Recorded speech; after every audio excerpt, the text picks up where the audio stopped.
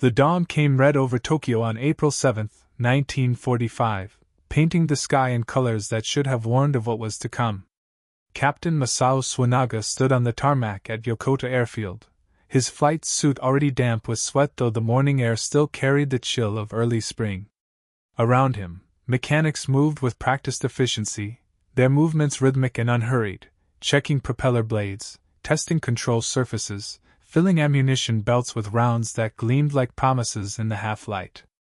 The smell of high-octane fuel mixed with machine oil hung thick in the air, familiar and almost comforting.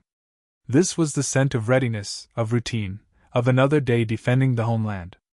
Suenaga breathed it in deeply, letting it steady his nerves as he walked the perimeter of his Kawasaki Ki-61 Hien fighter, his hand trailing along the fuselage as if greeting an old friend. The metal felt cool beneath his palm, solid, real. The aircraft bore the scars of countless sorties, patched bullet holes, faded paint where American bombers had once been silhouetted in his gun sight, the worn leather of the cockpit seat molded to his body from hundreds of hours aloft. Everything was as it should be. Everything was familiar. Yet something felt different this morning. Suenaga couldn't name it, couldn't point to any single detail that seemed out of place, but the feeling persisted like a shadow at the edge of his vision. Perhaps it was the quality of the silence. The airfield was never truly quiet. There were always engines being tested, orders being shouted, the metallic clang of tools against aluminum. But today the sounds seemed muted, as if the world itself was holding its breath. Or perhaps it was the way the other pilots moved, their usual morning banter replaced by a tense watchfulness. They felt it too, he realized. This subtle shift in the air, this sense that the familiar rhythms of war were about to change in ways they couldn't yet imagine. Suenaga finished his walk-around inspection and climbed onto the wing root, settling himself into the cockpit with movements made automatic by repetition. His hands found the controls without conscious thought: throttle, stick, mixture control, trim tabs. He ran through the pre-flight checklist in his mind, each item a small prayer of preparation. The sun was climbing now, burning away the morning mist that had pooled in the low places of the airfield, and with it came the heat that would make the cockpit a furnace by midday. But for now, for this suspended moment before the scramble horn sounded, there was only the waiting, the watching, the red sky overhead that seemed to bleed warning into the very air they breathed. The horn shattered the morning with its harsh, urgent cry just before 7 o'clock. Suenaga's body reacted before his mind fully processed the sound, hands already reaching for ignition switches, feet finding rudder pedals, his entire being transforming from contemplative observer to combat instrument in the space of a heartbeat. Around him, the airfield exploded into coordinated chaos. Ground crews ran to pull chocks from wheels. Other pilots sprinted to their aircraft, some still fastening their flight suits as they ran. The radio in Suenaga's cockpit crackled to life with the voice of the tower controller, clipped and professional but carrying an undercurrent of something that made Suenaga's hands tighten on the controls. All fighters scramble. Unknown contacts bearing north-northeast, range 200 kilometers and closing. High altitude. Multiple targets. This is not a drill. Scramble immediately. The Nakajima Ha-40 engine coughed once, twice, then caught with a roar that vibrated through every rivet in the aircraft's frame. Suenaga advanced the throttle, feeling the fighter surge forward, eager and alive. The formation took shape as they taxied. 12 aircraft in 4 flights of 3, pilots who had flown together so long they could anticipate each other's movements like dancers in some lethal ballet. They lifted off in pairs, the Hien fighters clawing for altitude with an urgency that spoke to the tension crackling through every radio transmission. As the airfield fell away beneath them, replaced by the patchwork of rice paddies and villages that surrounded Tokyo, Suenaga keyed his radio. "Tower, this is Falcon Leader. Confirm contact report. What are we facing?" The pause before the response lasted only seconds but felt like hours. "Falcon Leader, contacts are assessed as fighter-type aircraft. Altitude 28,000 feet. Speed." Tower hesitated, and in that hesitation Suenaga heard the first note of something he had never heard from Japanese air traffic controllers before: uncertainty bordering on disbelief. Speed assessed at 450 km per hour. They're not slowing down. Suenaga's mind raced through the possibilities. 450 kilometers per hour at that altitude. Fighters, not bombers. But what fighters? The Americans had been sending their B-29 superfortresses over Tokyo for months now, massive silver whales that flew too high for most interceptors to reach effectively, but the bomber streams always came with the rhythm of clockwork, predictable routes, known formations, understood tactics. Fighters were different. Fighters meant close combat, dogfighting, the pure test of pilot skill against pilot skill. But American fighters? Here? Over Tokyo? It was impossible. The Americans flew from island bases hundreds of kilometers to the south, Saipan, Tinian, Iwo Jima. Their fighters had range enough to escort bombers partway, to provide coverage over target areas for limited durations, but to reach Tokyo and return? To fly the 1,500 kilometers required for such a mission? No single-engine fighter in the world could carry enough fuel for that journey. It defied every principle of aircraft design, every limitation of internal tankage and engine efficiency that Suenaga had studied during his training. It simply could not be done. And yet the radar returns said otherwise. The radio chatter said otherwise. The edge of fear creeping into the voices of the tower controllers said otherwise.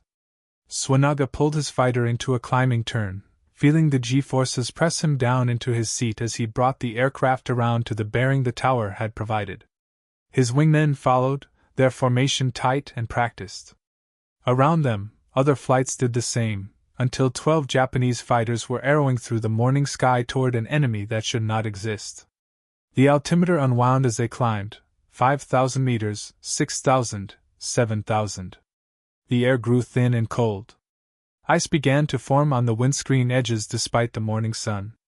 Suenaga's breath came harder now, each inhalation a conscious effort as the oxygen content dropped.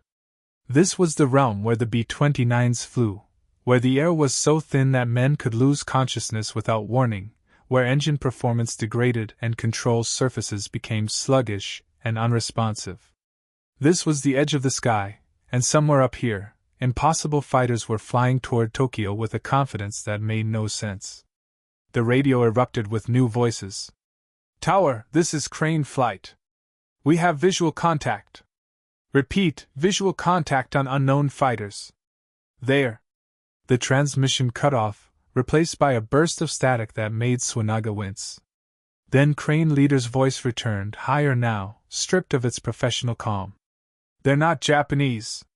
They're not Japanese! Silver aircraft, American markings, single-engine fighters with some kind of tanks under the wings. How in hell are they here? How?" More static. The sound of heavy breathing over an open microphone. Then, "They're turning toward us. Braking to engage. All flights, we have bandits, repeat, bandits at Angels 28, bearing 045. They're fast. They're very fast." Suenaga's blood turned to ice water in his veins. Silver aircraft. American markings. Single-engine fighters with external tanks. It couldn't be. It simply couldn't be. But even as his rational mind rejected the possibility, his warrior's instinct was already assessing the tactical implications, already calculating angles of attack and escape routes, already accepting the impossible because in combat, what exists regardless of whether it should. He keyed his radio, forcing his voice to remain level. "Falcon Flight, maintain formation. Prepare to engage on my mark. Check your oxygen, watch your spacing, and remember your training. Whatever these aircraft are, they're still just machines flown by men. We can defeat them." The words sounded hollow even as he spoke them, but they were necessary. Leadership in combat meant projecting confidence even when doubt gnawed at the edges of your mind. It meant giving your pilots something to hold on to when the world stopped making sense. And in this moment, with silver impossibilities approaching through the thin air at 8,000 meters, sense had clearly abandoned the sky over Tokyo. Then he saw them. At first they were just glints of light against the darker blue of the eastern horizon, catching the sun like distant mirrors. But as the range closed, the glints resolved into shapes that made Suenaga's breath catch in his throat despite all his years of combat experience. They were beautiful. Horrifyingly, impossibly beautiful. Sleek teardrop shapes of polished aluminum that seemed to cut through the air with a fluidity his own angular, practical hien could never match. The distinctive silhouette emerged detail by detail as the distance shrank, long nose housing what had to be a massive engine, bubble canopy providing the pilot with unobstructed visibility in all directions, broad straight wings that spoke of high-speed performance, and beneath those wings, the cylindrical shapes of external fuel tanks that suddenly made the impossible explicable. Drop tanks. Extended-range tanks. The Americans had solved the fundamental problem of distance not through revolutionary engine technology or exotic fuels but through the simple expedient of bolting additional tankage to their fighters, tanks that could be jettisoned when empty to restore combat performance. It was elegant. It was practical. It was devastating. And it meant that the 1,400 kilometers of ocean that had protected Japan's homeland from enemy fighters no longer mattered. Distance, that ancient ally of the defender, had been defeated not by some science fiction weapon but by American industrial ingenuity and aluminum fabrication. The implications cascaded through Suenaga's mind like dominoes falling. If fighters could reach Tokyo, they could reach anywhere in Japan. If they could escort bombers all the way to the target, Japanese interceptors could no longer pick off stragglers. If they could maintain air superiority over the homeland itself, the whole defensive strategy that Japan had built around interior lines and protected airspace collapsed into irrelevance. This wasn't just a new tactic. This was the end of the world as Japanese airmen understood it. The American formation, Suenaga counted 7 fighters in the lead element, maintained their heading with an almost casual arrogance, not breaking or scattering at the sight of the Japanese interceptors but actually angling toward them as if welcoming the engagement. Their silver skins gleamed in the morning light, and now Suenaga could see the markings clearly: white stars and blue circles on their fuselages, black and white invasion stripes on their wings, and beneath the cockpits, names and numbers painted in jaunty script that spoke of crews who had enough confidence to personalize their war machines. These were not desperate men flying borrowed aircraft. These were professionals and the finest fighters their nation could produce, and they flew with the supreme confidence of warriors who knew they held every technological advantage. One of the American fighters rolled lazily onto its back, then pulled through into a split S-dive that should have been suicide at this altitude, but which the silver aircraft executed with fluid grace, pulling out below the Japanese formation with what seemed like casual ease. Suenaga caught a glimpse of the pilot as the fighter flashed past, just a silhouette behind the curved glass of the canopy, but somehow the posture conveyed total mastery, the relaxed stance of someone doing something they'd done 1,000 times before. The American pulled up hard, converting speed to altitude with breathtaking efficiency, and suddenly he was above Suenaga again, the tactical advantage regained in seconds. It was a statement, a challenge, a demonstration. We can outfly you. We can outfight you. We can do things your aircraft cannot do, and we can do them with enough fuel remaining to fly home afterward. The first shots came not from the Americans but from Suenaga's own wingman, a young pilot named Takeshi who had nerves as taut as piano wire and a trigger finger to match. Tracers arced through the thin air, brilliant red streaks that passed harmlessly beneath the nearest American fighter by what looked like 50 meters or more. The deflection was all wrong, the lead angle insufficient for the American's speed. Takeshi had judged his opponent's velocity based on their experience with Japanese fighters, but these silver aircraft were fast, faster than anything they'd trained against, faster than the combat tables said single-engine fighters could be at this altitude. The Americans didn't return fire immediately. Instead, they split into what was clearly a practiced maneuver, one element maintaining altitude and position while the other two rolled away in opposite directions, creating a three-dimensional trap that would converge from multiple angles simultaneously. It was textbook tactical flying, and it confirmed what Suenaga had already suspected: these pilots were not novices testing out a new aircraft. They were experienced combat veterans flying a mature weapons system, and they were about to teach the Japanese what modern air superiority actually looked like. High above the formation, in the lead American fighter marked with the name, Miss Lorraine, in flowing script beneath the cockpit, Major Robert W. Moore watched the Japanese interceptors with the detached interest of a mathematician observing an equation he'd already solved. His hand rested lightly on the control stick of his P-51D Mustang, feeling the aircraft respond to the slightest pressure with a precision that still amazed him even after hundreds of hours in type. The Mustang was fast, 70 miles per hour faster than anything the Japanese could put in the air. It was agile, could outturn most fighters and definitely outdive all of them. It was reliable. That Packard-built Merlin engine drumming away in front of him had never missed a beat through 5 hours of flight time from Iwo Jima. And most importantly, it had legs. Those twin 110-gallon drop tanks hanging beneath his wings had carried enough extra fuel to bridge the impossible distance, and even now, with the tanks long since emptied and jettisoned somewhere over the Pacific, his internal tanks held enough aviation gasoline to fight, to maneuver, to engage at combat power, and still have reserve for the long flight home. This wasn't just a raid. This was a proclamation. We can reach you. We can fight you. We can do it whenever we choose. Moore keyed his radio, his voice calm and almost lazy despite the adrenaline singing through his veins. Longhorn flight, this is Longhorn leader. Bogies at 10 o'clock low, looks like Type 3 hence, maybe a dozen of them. They're climbing but they're already at the edge of their performance envelope. We've got altitude, we've got speed, we've got everything. Let's make this quick and professional. First element with me, we're going high side gun pass. Second element, position for follow-up. Third element, stay high and cover. Conserve your ammunition, watch your fuel state, and remember, we've still got 800 miles of ocean between us and home. Don't get cocky. The responses came back crisp and immediate. Longhorn 2, roger. Longhorn 3, copy. Longhorn 4, understood. These were men who had flown together over Germany, who had escorted bombers through flak-filled skies, who had tangled with Luftwaffe aces and lived to tell about it. The Japanese fighters rising to meet them were flown by brave men, no doubt, skilled men certainly, but they were flying aircraft that were already obsolete by European standards, and they were doing it at altitudes where their engines wheezed and struggled while the Merlin engines of the Mustangs sang with barely diminished power. It wasn't going to be a fair fight. But then, Moore reflected as he rolled into his attack dive, fairness had never been a consideration in modern warfare. Advantage was everything, and today the advantage belonged entirely to the silver fighters from across the sea.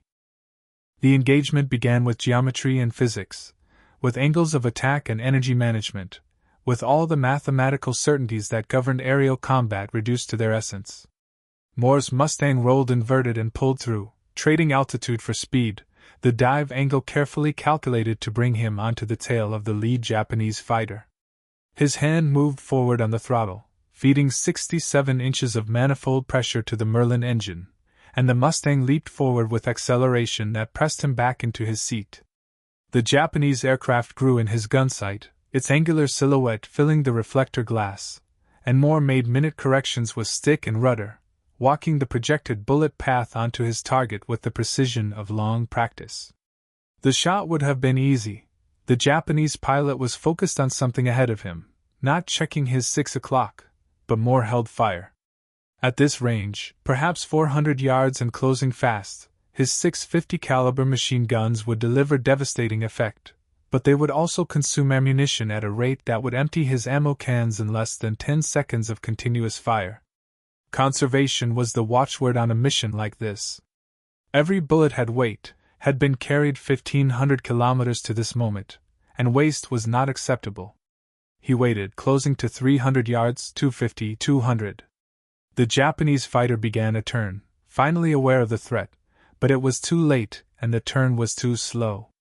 Moore pressed the trigger, and the Mustang shuddered as 3 tons of aircraft absorbed the recoil of 6 heavy machine guns firing in concert. Tracers reached out like fingers of light, bright even in the morning sun, and where they touched the Japanese fighter, pieces came away. The Hien's port aileron disintegrated into fragments. Holes appeared in the fuselage, neat and round in entry, ragged and torn where the armor-piercing incendiary rounds exited. Smoke began to stream from the engine cowling, thin and white at first but thickening rapidly to black as internal fluids found ignition. The Japanese pilot's reaction was immediate and professional. He rolled hard right, away from the attack, simultaneously pushing the nose down to build speed for either evasion or emergency landing. But the control response was sluggish now, the damaged aileron making the aircraft wallow through the turn, and the smoke from the engine was getting worse, not better. Moore pulled up and away, checking his 6 o'clock for threats, then glanced back to see the damaged Yen beginning a long, descending spiral toward the Earth 8,000 meters below. Around him, the sky became a three-dimensional chessboard of moving pieces, each with its own velocity vector and energy state, each seeking advantage while avoiding disadvantage, the ancient equations of air combat playing out at speeds that would have seemed impossible just years earlier. Suenaga saw 2 of his flight shot down in the first 30 seconds, one with engine fire that turned the aircraft into a torch with wings, the other simply falling away with control surfaces shot to ribbons, tumbling end over end until it was just a dark speck against the green earth below.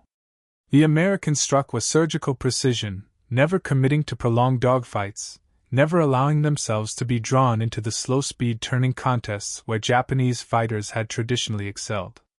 Instead, they used their speed, diving through the formation to make single devastating attacks, then climbing away before the Japanese could respond, using their superior power-to-weight ratio to regain altitude and position for the next pass. It was a new kind of warfare, more like hunting than fighting, with the hunters holding every advantage and the prey left with nothing but courage and desperation.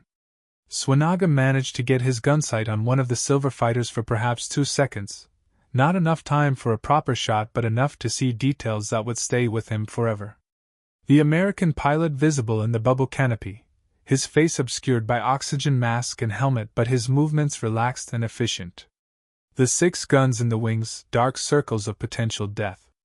The way the aircraft's skin was perfectly smooth, every rivet flush, every panel gap minimized, the entire machine optimized for one purpose: to slip through the air faster and more efficiently than anything else in the sky. And most haunting of all, the drop tank mounting points beneath the wings, empty now but speaking eloquently of the planning and foresight that had gone into this mission. The Americans hadn't just built a superior fighter. They had thought through the entire problem of power projection, had engineered solutions to the limitations of range, had created not just a weapon but a system that could deliver that weapon anywhere in the world.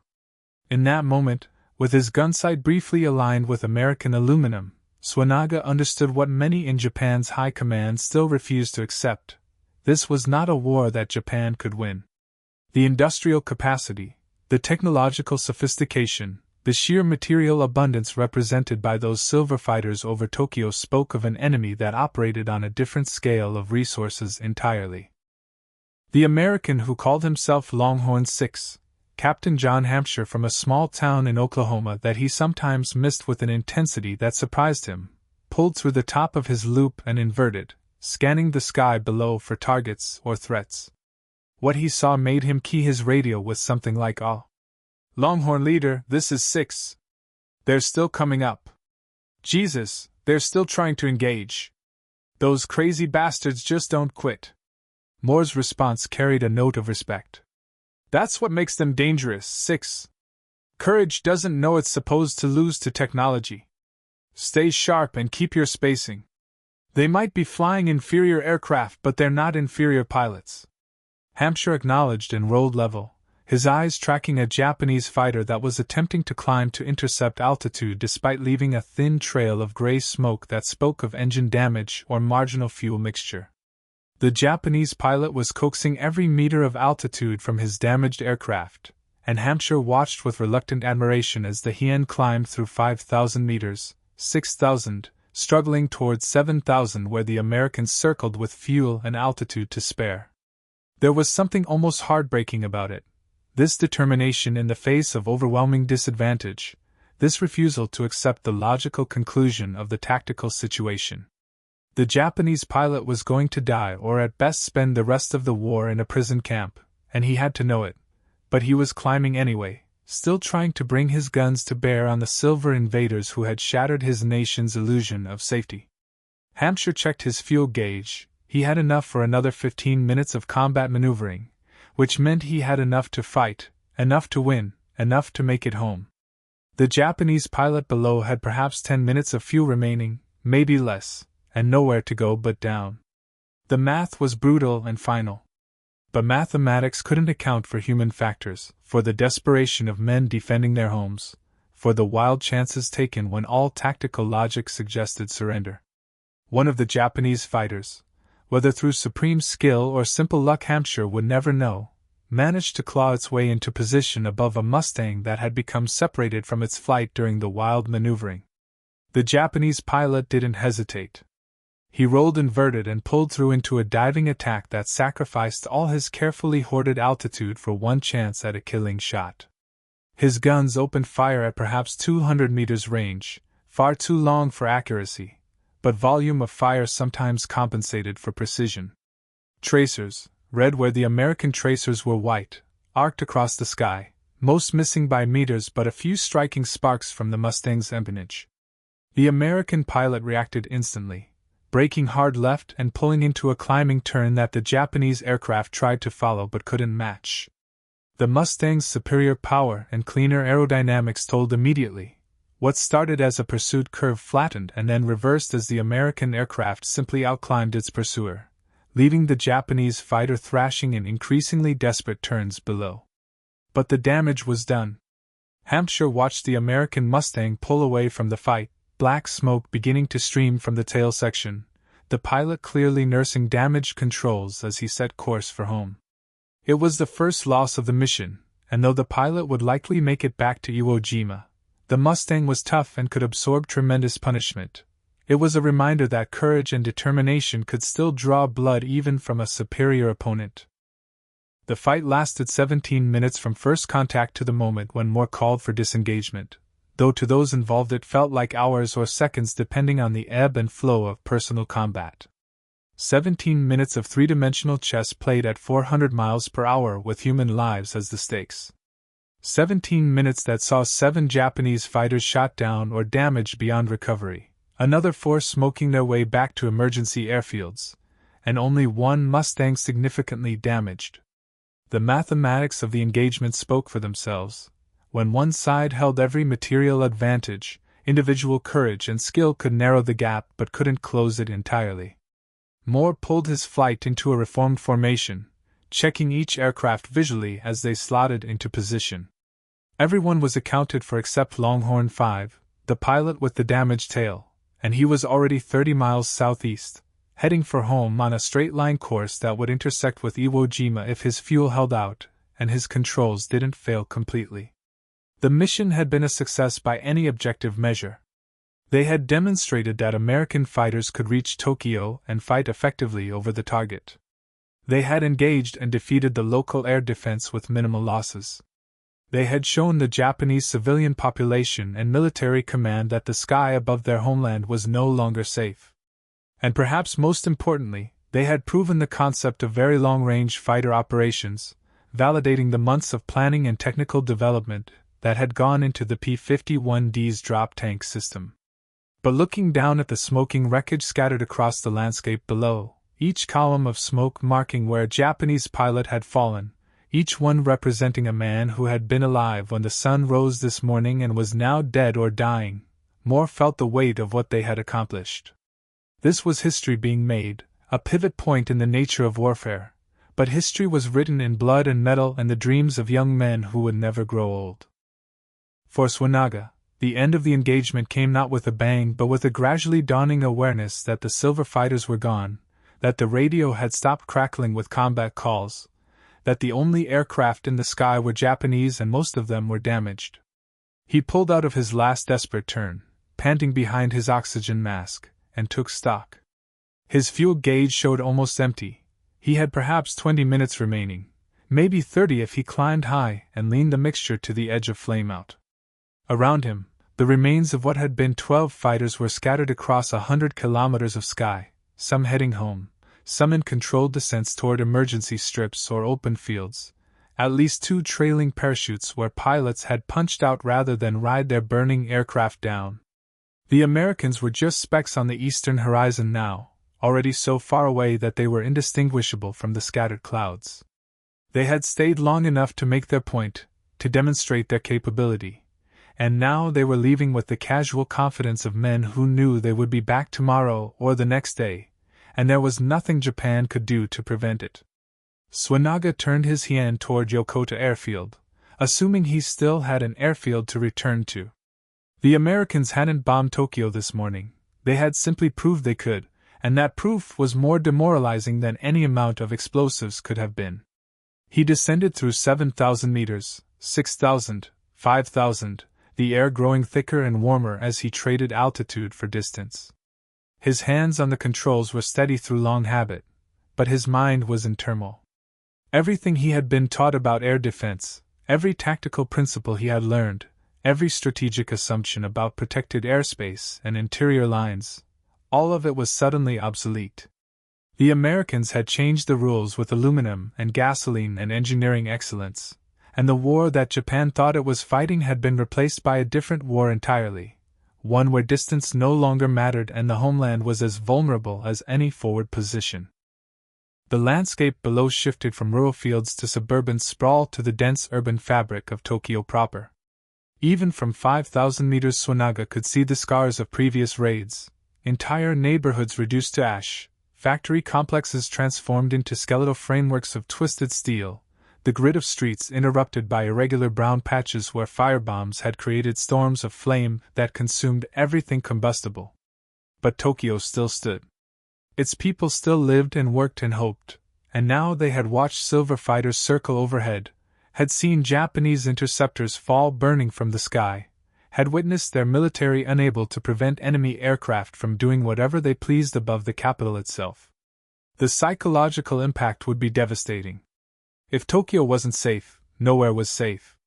If fighters could reach the homeland, what couldn't reach it? The carefully constructed narrative of strategic depth and defensive advantage that government propaganda had maintained was revealed as the fiction it had always been, and the population would have to recalibrate their understanding of the war accordingly. Some would become more determined, would channel their fear into greater sacrifice and effort.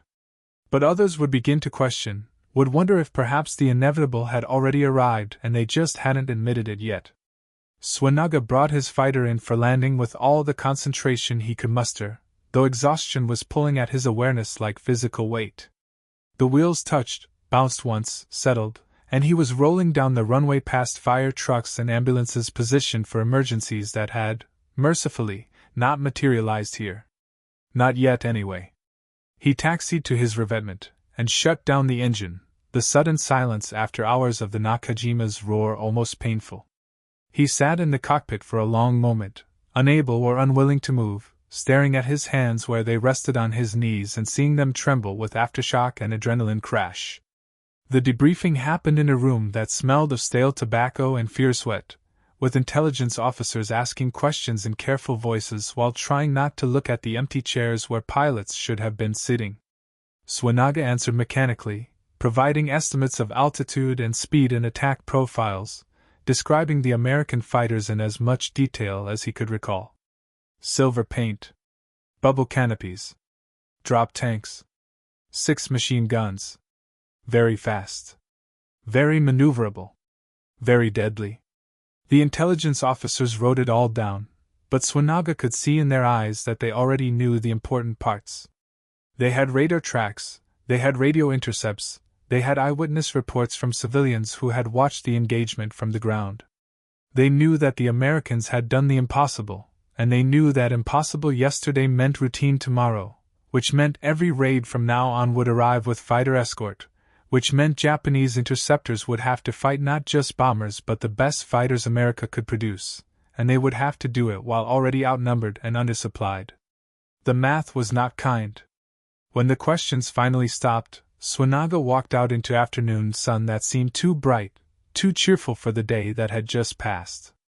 Other pilots were scattered around the airfield in small groups, smoking, talking in low voices, or simply sitting alone with their thoughts. They had all seen what he had seen, had all felt the same gut punch of realization, and now they were processing it in their own ways.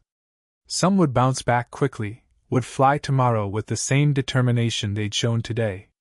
Others would carry this morning with them like a weight, would flinch at the sight of silver aircraft in their gunsights, or freeze at the moment when decisive action was required. It was impossible to predict who would break and who would endure. Combat stripped away pretense and revealed core character, and sometimes that revelation was ugly. Suenaga found himself at the edge of the airfield, looking east toward the ocean that lay beyond the horizon, toward Iwo Jima and Saipan, and ultimately the American homeland that could produce silver fighters by the thousands. Somewhere out there, the pilots who had fought over Tokyo this morning were flying home, trusting in their fuel calculations and their engines and their nation's ability to recover them if something went wrong.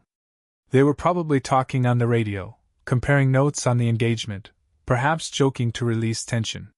When they landed, there would be mechanics to repair any damage, intelligence officers to debrief them, hot food and real coffee and bunks with clean sheets.